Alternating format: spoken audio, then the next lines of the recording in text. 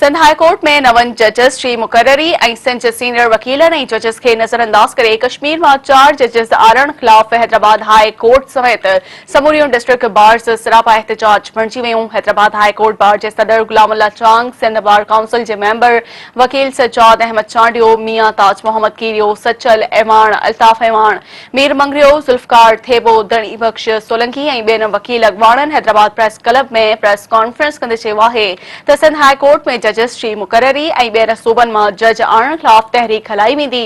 हुननि चयो त ॿियनि खातनि जीअं अदलिया में सिंधी जजिस खे नज़रअंदाज कयो पियो वञे। हुन जो मिसाल इहो आहे त हिन वक़्तु सुप्रीम कोर्ट में हिकु बि सिंधी जज नाहे। हुननि चयो त लाहौर हाई कोर्ट में ॿियनि सूबनि जा जजिस मुक़रर नाहिनि त पोइ सिंध में ॿियनि सूबनि खां छो जजिस आंदा पिया वञनि। हुननि चयो त ॿियनि सूबनि मां आयल जजिस श्री मुकर्ररी रोके नई लिस्ट जारी कई वञे जंहिं में सिंध मां नाला शामिल कया वञनि। ॿी सूरत में एहतजाजी तहरीक हलाई वेंदी। वकील अॻवाननि चयो त एहतजाजी तहरीक में वकीलनि सां गॾु सिंध जे सिविल सोसाइटी ऐं सियासी तंज़ीमूं बि हुननि सां गॾु हूंदियूं।